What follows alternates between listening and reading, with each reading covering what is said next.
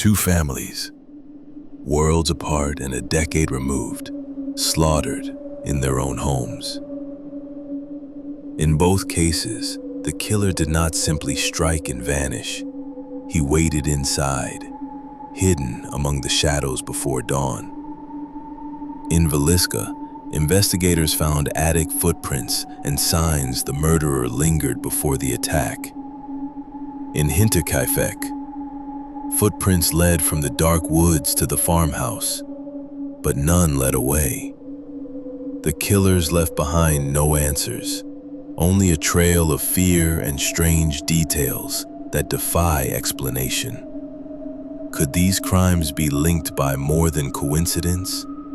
Or does something older and more mysterious connect them? A force that moves unseen, leaving families shattered and questions that refuse to fade. Patterns begin to emerge when we look closely at what happened in Villisca and Hinterkaifeck.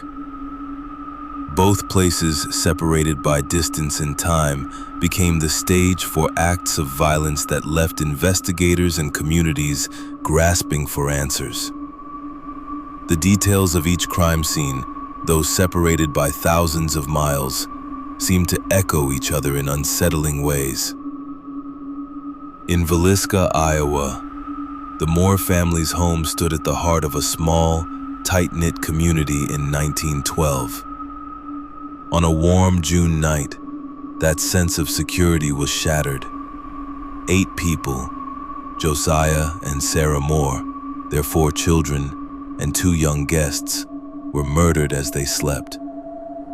The killer used an axe belonging to Josiah, delivering blow after blow.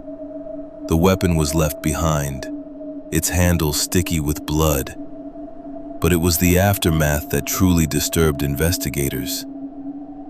Every mirror in the house was covered with cloth, as if to hide the horror from reflection.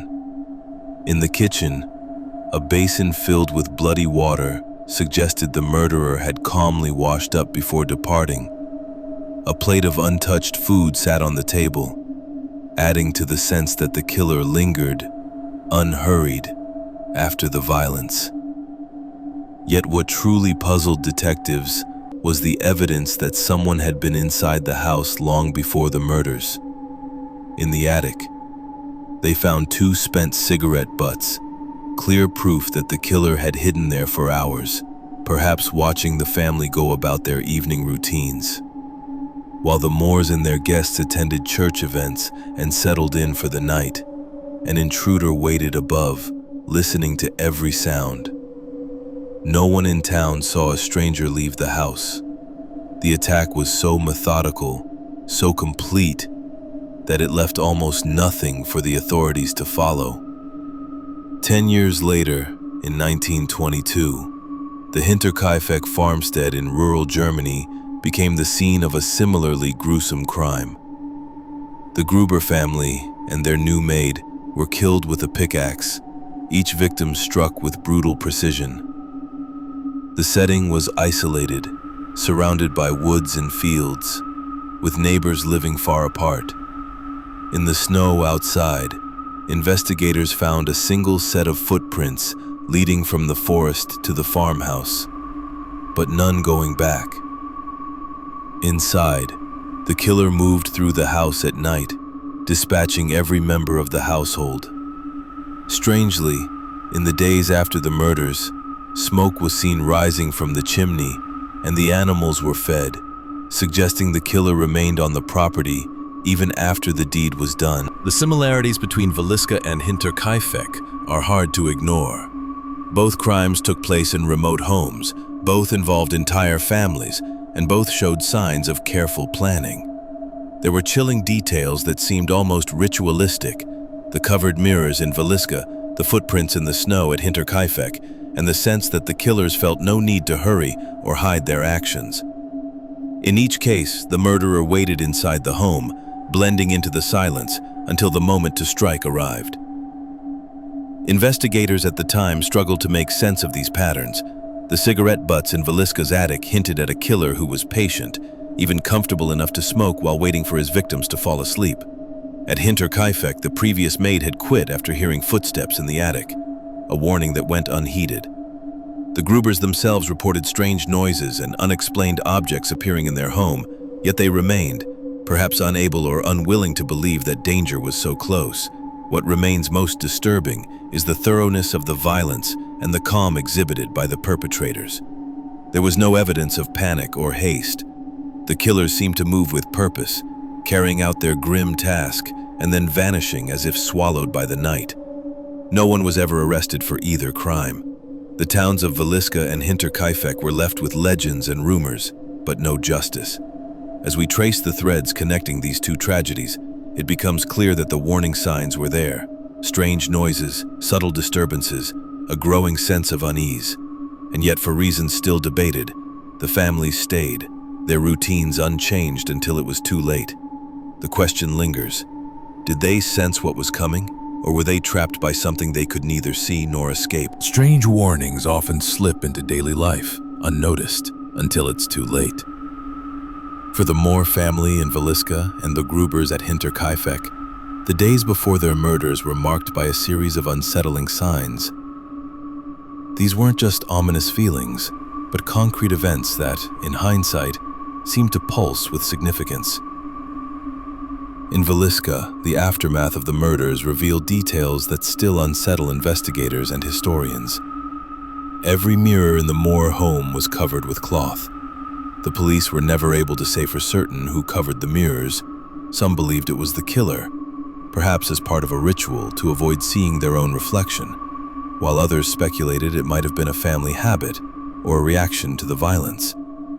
But the fact remains, on the night of the murders, the house was filled with covered glass, as if trying to keep something unseen at bay. The killer left behind more than just bodies.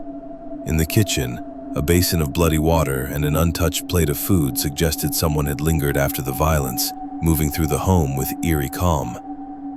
At Hinterkaifeck, the signs were even more direct. Days before the murders, Andreas Gruber discovered a newspaper on the property that no one in the family subscribed to or recognized. The delivery made no sense. Neighbors didn't receive it, and it was not a local edition. This wasn't the only unsettling incident. The previous maid, as documented in contemporary accounts and later retellings, had begged to leave her position after repeatedly hearing footsteps in the attic. She insisted that objects in the house moved on their own, and that the sounds above her bed kept her awake at night. When she finally quit, the Gruber family dismissed her fears. But soon after, Andreas himself began to notice strange noises and misplaced belongings. The footprints in the snow at Hinterkaifeck added another layer of dread. Andreas saw tracks leading from the edge of the woods to the farmhouse, but none returning to the forest. He voiced his concerns to neighbors, but no action was taken. The family continued their routines, choosing to stay despite these mounting warnings. There was no evidence of sedatives or drugs in either case, though some at the time wondered if the victims had been drugged. No toxicology tests were performed to confirm or deny this theory. In Villisca, the sense of normalcy prevailed right up to the end. The Moores spent their final evening at a church event, returning home with their children and 2 young guests. There were no outward signs of fear. If anyone sensed something was wrong, they kept it to themselves. The killer, as later evidence showed, had likely hidden in the attic before striking. Investigators found cigarette butts and impressions in the dust, proof that someone waited above as the family went about their night. After the murders, the shock rippled through the community. In Villisca, the townspeople's reaction bordered on the surreal. News of the crime spread so quickly that by the time authorities arrived, dozens of neighbors had already trampled through the house. Some even took fragments of skulls and other gruesome souvenirs, forever contaminating the scene and making the investigation nearly impossible. The horror became a spectacle, a grim reminder that even the most ordinary homes could become sites of unimaginable violence. Despite the mounting signs, neither family left, called for help, or changed their routines. The warnings, covered mirrors, mysterious newspapers, Footsteps in the attic and footprints in the snow were real and documented. Yet they went unheeded, whether out of disbelief, denial, or a simple refusal to abandon the comfort of home. What is left behind is a haunting sense of unfinished business. The clues in Omens, so obvious in retrospect, led only to tragedy. The stories of Villisca and Hinterkaifeck don't just challenge our understanding of crime. They force us to consider how easily danger can hide in plain sight, and how quickly the everyday can turn into the unexplainable. These two cases, separated by continents and decades, leave us with unsettling parallels that resist easy explanation. Footprints that begin but do not return, murder weapons left behind, and families wiped out in the safety of their own homes, all point to questions that remain unanswered. Investigators never found the killers. The evidence, vanishing tracks, hidden intruders, and unexplained warnings, still troubles those who study these mysteries. Were these simply acts of calculated violence, or do the patterns reveal something we have yet to understand? With so many details left unresolved, what do you think the clues show? Share your thoughts in the comments below.